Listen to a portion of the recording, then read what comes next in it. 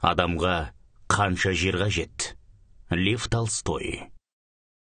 Бір күні қалада тұратын апасы деревнядағы сіңілісіне қонаққа келеді. Апасы қала көпесіне тұрмысқа шыққандағы сіңілісі деревня мұжығына тиген еді. Апалы сіңілілі екеуі шай ішіп, жайымен әңгімелесіп отырады. Апасы әлдеқандай болып мардамсып, қаладағы өз тіршілігін мақтай бастайды. Тап-таза кең үйде жүріп тұрып жатқанын, бала шағаларының көйлегі көк, тамағы тоқ екен, өздерінің не ішіп не жеймін десе де бәріне мол екен, әр түрлі серуенге, сауық сайранға шығатынын, театрларға баратын жыр қылып айтады. Сіңлісі мұны жақтырмай қалады, көпестердің өмірін даттап, өздерінің шаруа өмірін мақтайды. Мен өз тірлігімді сенің тірлігіңе айырбастамайым, деді ол.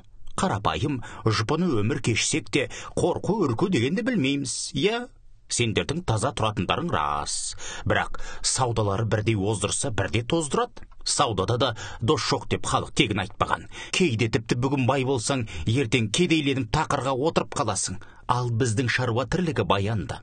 Мұжықтың қолы қысқа болғанмен жолы ұзақ. Байларша асып-тасып жатпасақ та, қарнымыз тоқ, уайымымыз жоқ әйтеуір. Апасы бұған қарсы дау айтады. Қош, сол тоқтықтарыңды. Бұзау, торпақ, шошқа тораймен араласып жатқан. Жасау жабдықтан, жиғаз мүліктен жұрдайсыңдар. Тіпті кісімен жөндеп сөйлесе де алмайсыңдар. Отағасың қанша тер төксе де, осы көң қоқыспен жүріп өлесіңдер. Балаларының да киетін қамыты сол дейді. Басқа түссе, баспақшыл, оған шара бар ма, дейді сіңлісі. Сонда да өміріміз орнықты. Ешкімге жалынып, жалбарынбай-ақ, ешкімнен қорқып бұқпай-ақ, бір қалыппен жүріп жатамыз. Ал сендердің қаладағы әрнеге әуес, әуейі тірліктердің бет аудақ. Бүгін тәуір болсаң, ертең шайтан түртіп, бір бәлеге ұрынасың. Не сенің қожайының картаға, не арақ шарапқа салынып кетеді, не қылмыңдаған бір қатынға еріп кетеді. Күнің қараң болғанын сонда көрерсің. Мұндай жай болмайтын шығар. Әйелдердің не айтып отырғанын Пахом қожайын пеш үстінде жатып тыңдай береді. Ақиқат шындығы осы, дейді ол. Біз деген қаршадайымыздан жер анамызды жыртып аударып азаптанып жүргеніміз, сосын басыңа бәлелі ой қайдан келсін? Біздегі бір қасірет жер тапшылығы. Шіркін, жер жеткілікті болса, мен ешкімнен де тіпті жын шайтаннан да қаймықпас едім. Қатындар шайын ішіп болып, киім-кешек жайлы тағы біраз сөйлескесін, аяқ табақты жинап жатып қалады. Ал шайтан болса, пештің сыртында отырып бәрін де естіген екен. Шаруаның әйелі күйеудің мақтануына себепші болған кезде ол тіпті қуанып кетеді. Егер жерім болса, мені шайтан да ала алмас деп, бөзуін қыраш. Мақұл, деп ойлады шайтан. Екеуміз бәстесіп көрелік. Мен сенен жерді аямайын. Жермен алдап, түбіңе жетермін. Мұжықтармен көршілес шағын ғана дәулеті бар бір әйел тұрды. Оның 120 десятин жері барды. Өзі мұжықтарға ешбір залалы жоқ, байсалды адам еді. Бірақ оған отставкадағы бір солдат приказчик болып жолданады да, мұжықтарға айып төлетіп, күн көрсетпей қояды. Пахом залақтап, қанша сақ болайын десе де, бірде аты сұлуға барып түседі, бірде сиыры бақшаны таптайды, немесе баспақтары шабындықты бүлдіреді. Соның бәріне әлгі приказчик айып салады. Пахом бәрінде төлейді. Бала шағаларына кейіп қол жұмсайды. Бір жаздың ішінде сол приказчиктің кесірінен Пахом байғұс біраз күнәға батады. Сол себепті мал қораға қамалып, қолға қарағанда қатты қуанады. Жем шөп шығын болғанмен, әйтеуір құлағы тыныш. Қыстың күні сол қатын жерін сататын болыпты. Оны үлкен жолдың қарауылы алатын болып келесіп жүрген көрінеді деген сыбыстар айтты. Мұжықтар мұны естігенде қап деп сандарын бір-ақ соғады. Ал егер, деп ойлайды мұжықтар, жер жол қараушыға тиетін болса, ол мұна қатыннан бетер сілікпеміз шығарады. Біз бұл жерсіз күн көре алмаймыз, бәріміздің де бағып отырғанымыз сол. Мұжықтардың бәрі бас қосып бай қатынға келеді. Жерді жол қараушыға сатпай, бізге беріңіз деп жалынады. Мұжықтар қауымдасып сол жердің бәрін сатып алмақшы болады. Олар бір рет, екі рет бас қосады, істің сәті түспей қояды. Шайтан азғырама қайдам әйтеуір келісе алмайды. Сосын мұжықтар әркім хал қадарынша жеке сатып алсын деген шешімге тоқтайды. Бай қатын бұған да ырзашылығын береді. Бір күні Пахом көршісінің бай қатыннан 20 десятин жерін сатып алғанын, ал ақшаның жартысын 1 жылдан кейін беруге көнгенін естейді. Пахомның іші күйеді.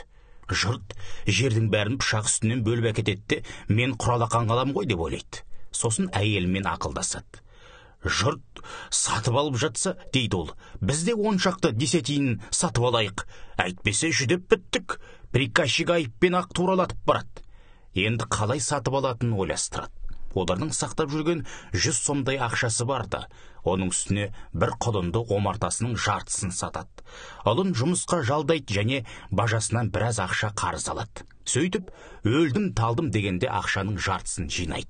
Пахом ақшаны жинағаннан кейін бір шоқ тоғайы бар 15 десятин жерді таңдап алып, соған саудаласпақ болып бай қатынға келеді. Әлгі 15 десятинді сатып алып, қол алысып, кепілдеме қалдырады. Сосын қалаға барып, сатылымын жердің қағазын бекіттіріп, ақшаның жартысын береді. Қалған 2 жылда төлемекке серт етеді. Сөйтіп, Пахом жерлі болады да қалады. Пахом тұқымдық астық қарыз алып, әлгі жерге сеуіп тастайды. Егіні бітік шығады. 1 жылда бай қатын мен бажасына берешек қарызынан құтылады. Хош, сонымен Пахом помещик болып шыға келеді. Өз жерін жырдып егін егеді, өз жерінің шөбін шабады, өз жерінің ағашын кесіп, өз жеріне малын жаяды. Пахом мәңгі меншігіндегі жерін жыртуға шыққанда да, жас егіннің көгімен шабындығын көруге келгенде де көңілі өсіп, бір жасап қалады. Өз жеріндегі шөп те өзгеше өсіп, гүл де басқаша шешек атып тұрғандай көрінеді. Бұрын осы арамен талай-талай жүрген ешбір ерекшелік жоқ кәдімгі жер сияқты еді, енді қарап тұрса мүлде басқа. Пахом осылай тірлік етіп, тағдырына шүкіршілік қылып жүріп жатты. Бәрі орнында. Әсі сәтімен тынып жатқанда мұжықтар Пахомның егіні мен шамындығын бүлдіре бастады. Ол жаймен өтініп те көрді, бірақ құлақ асқан жан болмайды. Бірде бақташылар сиырды шабынды қайдап салса, түнгі өріске шыққан жылқы егініне түседі. Пахом малды өзі қуалап қайырып тастайды, ешкімге шағым айтпайды. Ақырында төзімі тозған соң болысқа шағым айтып көреді. Мұны мұжықтар қасақана емес, жер тары болған соң жасайтынын сезсе де, бұлар үндемесең басынып кетеді, өстіп сес көрсетіп қоймасаң болмайды деп ойлайды.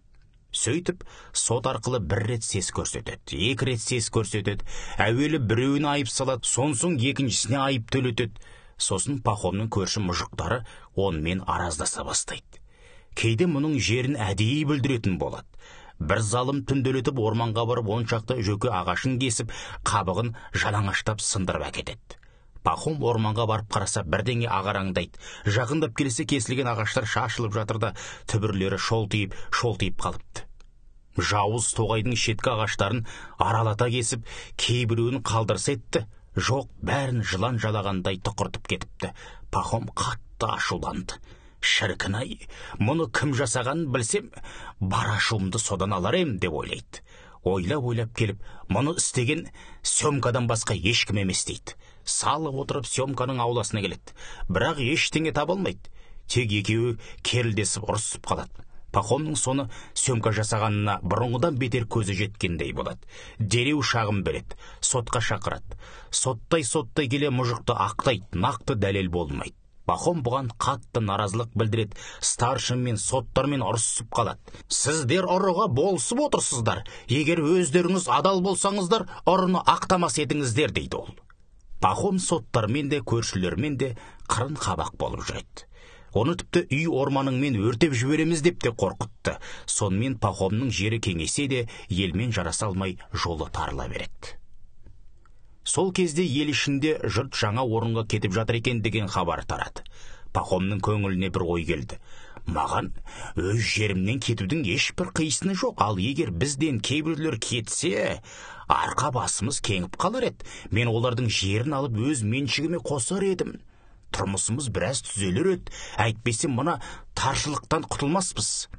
Бір күні Пахом үйінде отырғанда, үстіне жолаушы бір мұжық келіп кіреді. Мұжықты қондырмақ болып алдына ас қояды, жөн жосық сұрасады, қайдан Құдай айдап келеді дегендей. мұжық төменгі жақтан елдің арғы бетінен келе жатқанын, онда жұмыс істегенін айтады.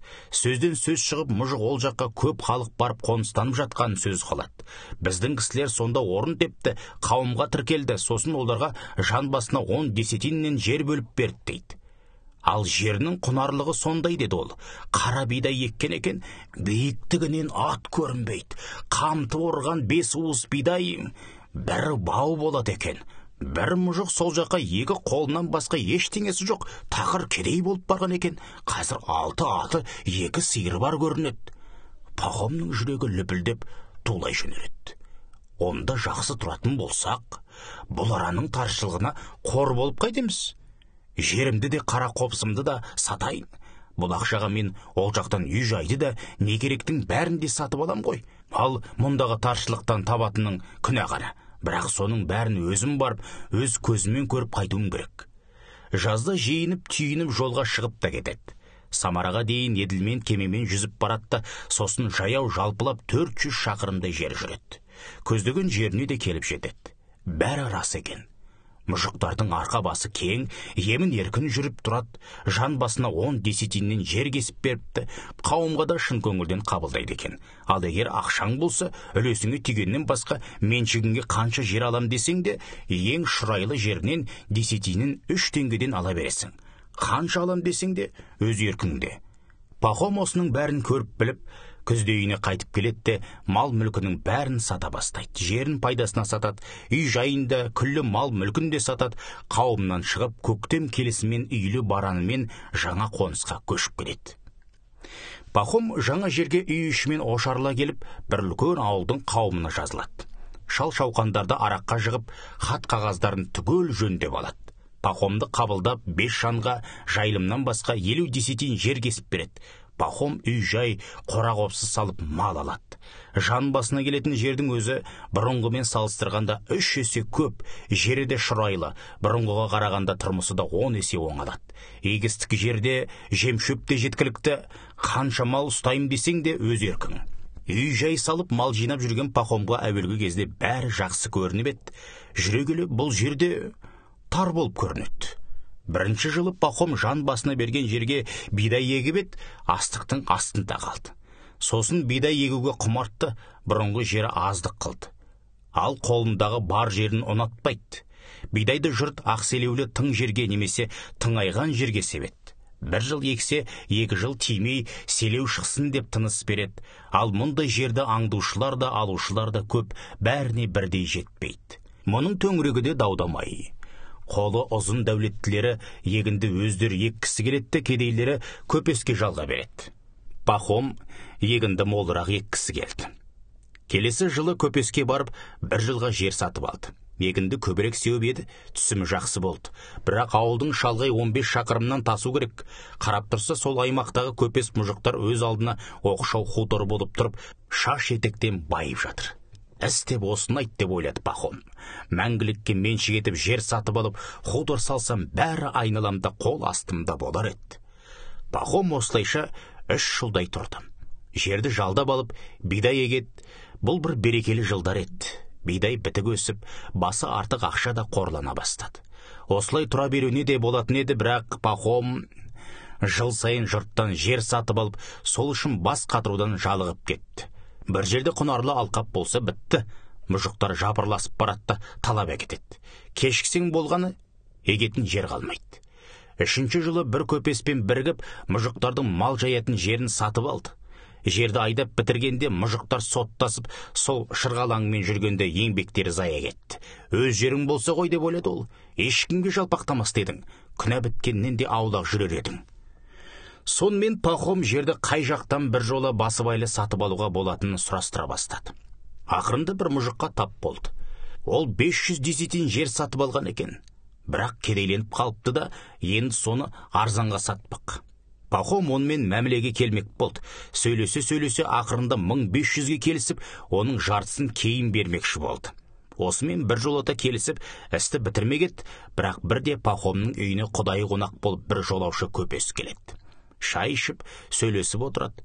Көпес өзінің шалғайдағы башқұрттардан келе жатқанын айтады. Сол жақтағы башқұрттардан 5000 десятиндей жер сатып алдым. Бәрі 1000 сомдай ақшаға түсті дейді жүргінші. Пахом содан шұқылап ананы да мынаны да сұрай береді. Көпес жауап қайтарады. Әуелі шалдардың аузын алдым дейді ол. Шамасы 100 сомның шапаны мен кілемін, бір жәшік шайды сыйға тартқан шығарым, және шетіндерін шараппен суардым. Ал жердің десятинін 20 тиыннан алдым деп, жолаушы сатып алған қағазын көрсетті. Жер өзеннің бойында дала селеуден көрінбейді. Пахом күллі жай жапсарды бастан аяқ сұрай бастады. Ондағы жерді 1 жылда да аралап шыға алмайсың, деді көпес. Соның бәрі башқұрттардың жері, ал халқы қой сияқты ештеңенде ұқпайды, тіпті тегін алуға да болады. Пәл, деп ойлады Пахом, 1000 сом ақшама 500 десятин жер сатып алып, және мойныма қарыз іліп қайтем. Мына жерден 1000 сом ақшаға қарық болайын деп тұрмын ғой. Пахом о жаққа қалай бару керегін сұрап алды да, көпесті шығарып салысымен жолға әзірленді. Үйді әйеліне тапсырып, бір қызметшісі екеуі буынып түйініп жүріп кетеді. Қалаға соғып, бір жәшік шай, тарту таралғы, арақ шарап, қысқасы көпес айтқан нәрсенің бәрін сатып алады. Жүре-жүре 700 шақырымдай жерге жетеді. 7-ші тәулікте башқұрттардың көшпелі ауылына келеді. Бәрі де көпес айтқандай. Жұрт ен далада, өзен бойында киіз үйлерде тұрады. Өздері жер жыртпайды, нан да жемейді. Ал дала толы қыбырлаған мал, үйір-үйір жылқы.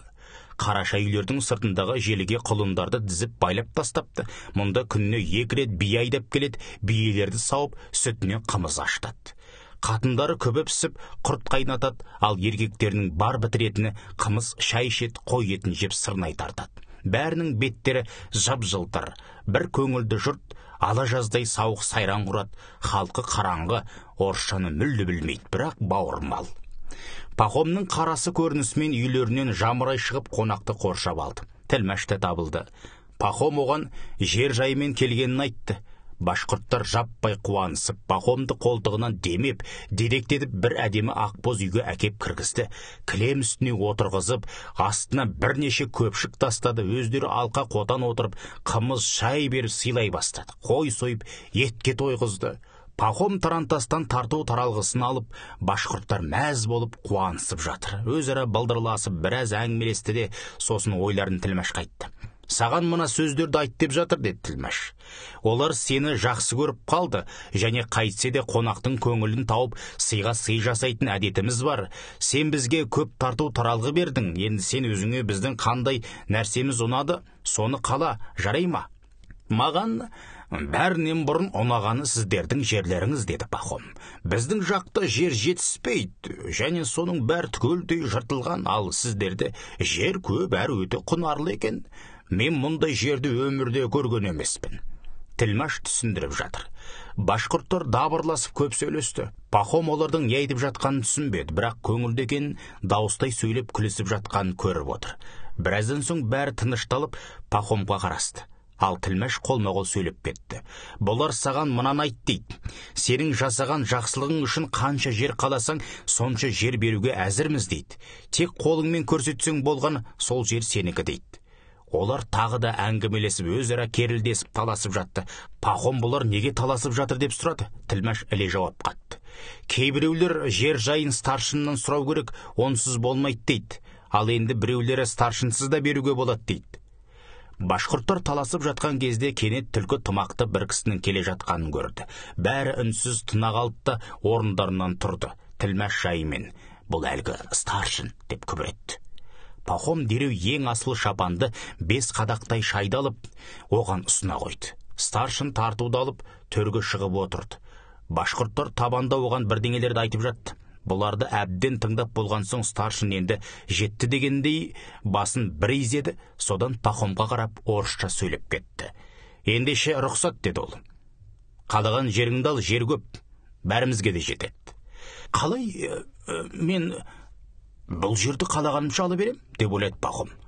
Оны бір ретін тауып маған бекітіп беру керек қой, әйтпесе қазір сенікі деп тұрса, кейін қайтып ала салады да.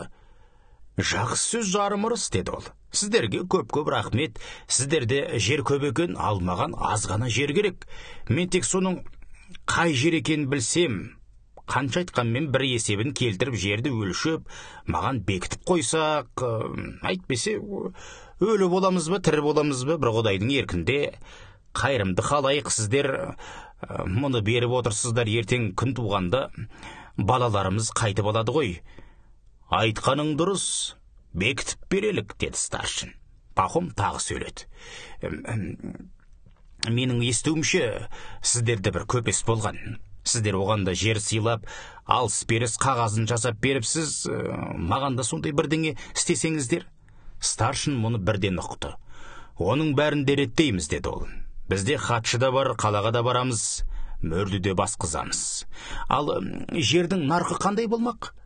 Біздің нарқымыз біреу, бір күнге 1000 теңге. Пахом мұны ұқпады. Күн дегеніңіз қандай өлшем? Онда неше десятин жер бар? Біз оны есептей білмейміз, деді ол. Біз бір күнге шақтап сатамыз. Бір күнде қанша жерді айналып шықсаң, сол жер сенікі. Ал бір күннің құны 1000 сом. Пахом қайран қалды. Бір күнде қыруар жерді айналып шығуға болады ғой, деді ол. Старшын күліп жіберді. Соның бәрі сенікі, деді ол. Тек бірақ шартымыз бар.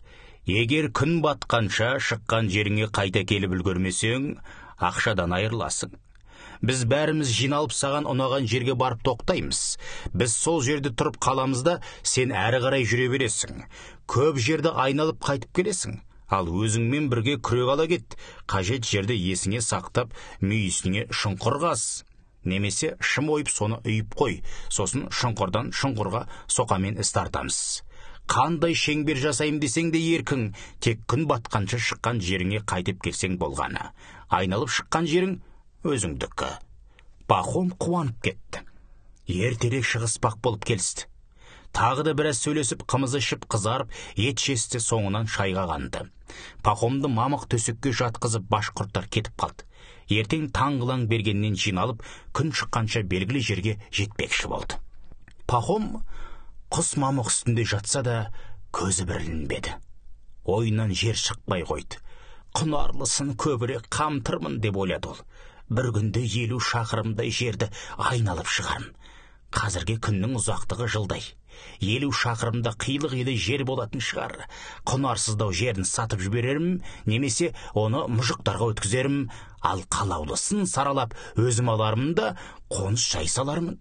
2 өгіз соқа сатып алам, 2 жұмыскер жалдайым, 50 десятиндай жерді жыртам да қалғанына мал жайып себірдем. Пахом түні бойы ұйқы көрмеді. Тек таң алдында ғана көз ілініпті. Ұйықтағаны сол, бір ғажап түс еріпті.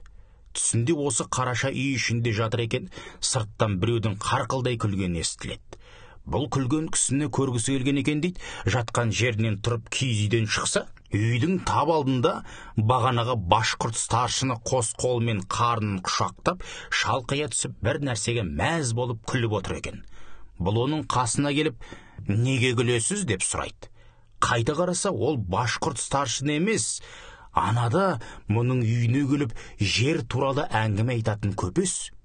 Одан мұнда келгеніңе көп болды ма деп сұрай бергені сол еді. Көпес дегені көпес емес, баяғы төменгі жақтан келе жатып, бұған соға кететін мұжық болып кетті. Пахом тағы бір қараса, бұл мүлде әлгі мұжық емес, қарқылдап күліп отырған мүйізі қарағайдай айыр тұяқты әзәзілдің тап өзі. Ал оның алдында жалаң аяқ, жұқа жейделі, шалбарлы бір кісі жатыр сұлап. Бұл кім екен деп Пахом оған өңіліп анықтап қараған сияқты. Сөйтсе, әлгі адамы өлік және мұның өзі болып шықты. Пахомның қорыққанынан төбе шашы тік тұрып оянып кетті. Шошып оянды. Түске де кірмейтін бәле жоқ екен деп ойлады ол. Айналасына қарап еді, ашық есіктен дала ағарып таң атып келе жатқанын көрді. Жұртты ояту керек, жүретін уақыт болды деп ойлады ол.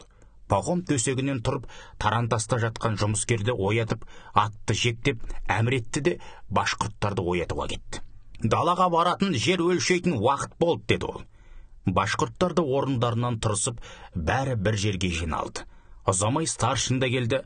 Башқұрттар тағы да қымыз ішпек болды. Пахомға да шай бергісі келді, бірақ ол бұған уақыт өткізгісі келмеді. Босада жүретін болсақ, жүрелік уақыт болды, деді ол. Башқұрттар шоғырласып, біреулері атқа, екіншісі біреулері арбаға мініп жолға шықты. Ал Пахом жұмыскермен бірге өз тарантасына күректі ала мінді. Бәрі бір кең далаға келді. Таң сарғайып ата берді. Бұлар бір төбенің башқұртша Шиханның басына шықты. Жұрт арбалардан аттарынан түсіп, бәрі бір жерге үйіріліп тұра қалды. Старшын Пахомға келіп, қолмен даланы мегзеп көрсетті. Мына көз жетер жердің бәрі біздікі, деді ол. Қалағаныңды ал. Пахомның көзі жайнап кетті. Алдарында алақан сияқты теп-тегіс ақ селеулі дала көсіліп жатыр. Топырағы мойылдай қап-қара, ал ойпаң жерге кісінің белуарынан келетін әртүрлі шөп өсіпті. Старшын түлкі тымағын шешіп жерге тастады. Белгіміз міне осы, деді ол. Тап осы жерден кетесің де, осы жерге қайтып ораласың. Айналып шыққан жердің бәрі сенікі. Пахом ақшасын суырып алып тымақтың үстіне тастады. Шекпен шешіп жалғыз желетпен қалды. Қарын жинап, белін күдері белбеумен қаттырақ буып алды да, нан салған қалтаны қойнына тықты. Су құйған қауашақты белбеуіне ілді. Қонышын бір тартып, жұмыскерінен күректі алып жүрмек болды. Қалай қарай жүрсем екен деп біраз ойланып қалды. Айналаның бәрі шырайлы. Бәрі бірдей екен, шығысқа қарай жүрейін деді. Күн шығатын жаққа қарсы қарап тұрып, біраз қимылдап денесін қыздырмақ болды. Енді көкжиектен күннің шығуын күтті. Уақытты текке жібермеспін. Салқынмен жүргенге не жетсін деп ойлады. Күн ұясынан шашырап шыға бергенде Пахом күректі иығына салып, ен далаға қарай жүріп кетті. Пахом жайды емес, қатты да емес, бір сыдырға аяңдап келеді. Бір шақырымдай ұзап барып, сәл аялдап, шұңғыр қазып, көрнекті болу үшін шым ойып, оны үйе салды. Тағы да ілгері қарай жүре берді. Еті қызғасын, жүрісі де жылдамдады. Біраз ұзап барып, тағы бір шұңғырдан қазды. Пахом бұрылып артына қарады. Күн көтерілген соң Шихан да, оның үстіндегі халық та анық көрінеді. Тарантас дөңгелегінің шен темірі жалтырайды. Ол 5 шақырымдай жер жүрдім ғой деп шамалады. Бойы жылынған соң желеткесін шешіп иығына салды да әрі қарай жүре берді. Тағы да 5 шақырымдай жүрген сияқты дала жылып кетті. Күнге қарап, ертеңгі астың мезгілі болған екен дейді. Көлікпен жер жыртқанда ат күніне 4 рет тынығады деп ойлады Пахом. Соның 4-тен бірін ғана өттім, бұрылуға әлі ертерек. Етігімді шешіп алайын. Отырып, етігін шешіп, беліне қыстырды да ілгері кетті. Жүрісі ширап, жеңілдеп кеткендей. Тағы да 5 шақырымдай жүрейін, сосын солға қарай бұрылармын. Жері қандай құнарлы еді, мұны көзін қиып қалай тастарсың? Ұзаған сайын қызықты болып барама қалай деп ойлады. Тағы да тура тартты. Артына қараса Шихан бұлдырап әзір көрінеді. Үстіндегі халық құмырсқа сияқты қыбырлайды және бірдеңе жылдылдаған сияқты болады. Қой, жетер, бұл жағын біраз қамдыдым, білем, бұрылайын деп ойлады Пахом. Терлеп те кеттім, шөлдеп те барым. Тоқтап, шұңғырды үлкенірек етіп қазып, шымды үйді де қауашағын шешіп, суға қанып алып, күрт солға бұрылды. Содан тоқтаусыз жүре берді, бір кезде жердің шалғыны биіктеп, күн ысып кетті. Пахом шаршай бастады. Күнге қарап асқа отыру керек деп ойлады. Тынығу да керек. Пахом аялдап отыра кетті. Нан жеп, су ішті, бірақ жатпады. Жатсам ұйықтап қалармын деп ойлады. Аз-маз отырып, аяқ суытып, ілгері жүріп кетті. Әуелді зымырап тез жүрді. Тамақтан күшіне күш қосылыпты, сосын күн қайнап көзіне ұйқы толды. Сонда да тоқтамады, 1 сағатқа төссем мәңгілік азық табам деп ойлады. Бұл жағынан да көп жүрдім ғой, енді бұрылайын дей берген кезде алдынан бір ылғалды ойпаң жер шыға келді. Енді мұны қалай қиярсың? Бұл жерге кендір жақсы өседі деп ойлады. Тағы да тура тартты. Ойпаңды түгел қамтып өтіп барып, шұңқыр қазды да екінші рет бұрылды. Пахом бұрылып төбеге қарады.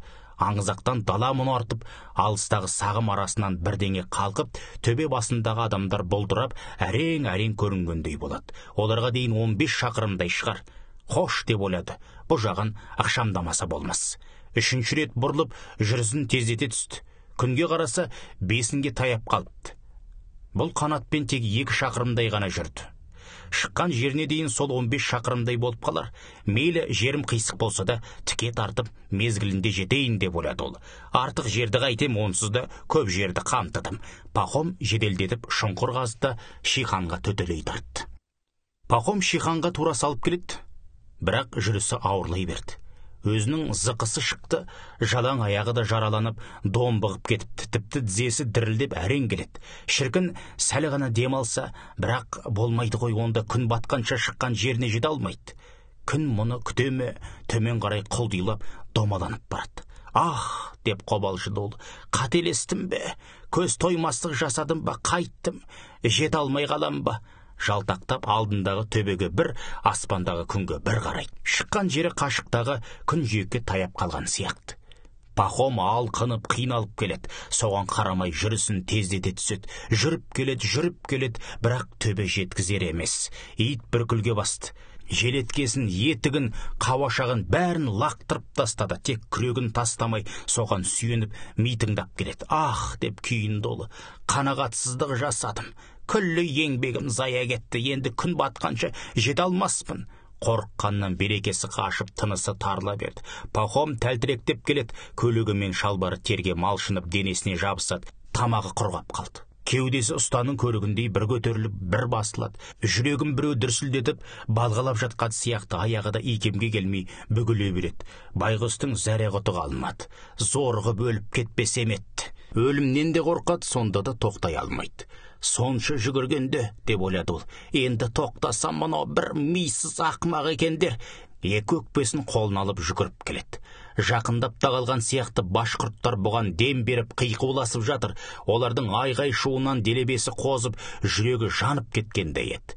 Пахом ең соңғы күшін жинап безіп келеді. Ал күнде еңкейіп, жиектеп барып, тұманға кіргендей қып-қызыл болып үлкейіп, қан сияқты ұйып тұрып қалды. Қазір домаланып жоқ болады ғой. Күн ұясына тақат, межелі жері де тиіп тұр. Төбе басындағы халықтың бұған қолын бұлғап, шақырып жатқан Пахомның өзі де көріп келеді. Жерде жатқан түлкі тымақты да, оның үстіндегі ақшаны да көрді. Сол арада қолын қарнына айқастыра салып отырған старшынды да көрді. Табанда түнде көрген түсі есіне түсті. «Құдай өмір берсе жер жететін болды ғой», деп ойлады Пахом. «О, сұм дүние! Алдап соқтың білем, енді жете алмаспын сірә». Пахом жаутаңдап күнге қарады. Ол дөңгіленіп жерге де жетті. Бір шеті ұясына ене бастады. Әне, доға сияқтанып, көк жиекте иіліп тұр. Пахом бойында қалған күшін жинап, күллі денесімен ілгері ұмтылып, құлап қалмас үшін аяғын абайлап басып, бүркілдеп келеді. Пахом ақырында төбеге де жетті. Кенет дүние қап қараңғы болып кетті. Бұрылып қараса, күн батып кетіпті. Пахом ақырды. «Бар еңбегім зая болды-ау», деп ойлады ол. Енді тоқтай берейін дегенде башқұрттардың шулап жатқанын естіді. Сол арада төменде келе жатқан бұған күн батқандай болып көрінсе де, төбе басында тұрғандарға әлі батпаған сезе қойды. Пахом өкпесі қабынып төбеге жүгіріп шықты. Шихан үсті әлі жап-жарық. Жүгіріп шығысымен Пахомның көзіне бірінші шалынғаны тымақ. Тымақтың қасында қарнын сипап, келемеждеп күліп старшын отыр. Пахомның есіне тағы да көрген түсі түсті. Со замат тымақта ұстатты да, аяғы бүгіліп құлап түсті. «Айда, жарайсың тамыр», деп айғайлады старшын. «Талай жерге иесің енді». Пахомның жұмыскері қасына жетіп келіп, көтерейін деп еді. Қараса, оның аузынан қан кетіп, жан тәсілім етіпті. Башқұрттар бастарын шайқасып, аяп жатыр сорлыны. Жұмысшы күректі алып, Пахомның көрін қазды. Оның басынан аяғына дейін шақтағандағы қажет жер ұшақ кез екен. Байғұсты сол жерге көме салды. Аударған Жұмабаев, оқыған Қуат Ахметжан. Арнама жазылып, пікірлеріңізді қалдырып отырыңыздар. Рахмет.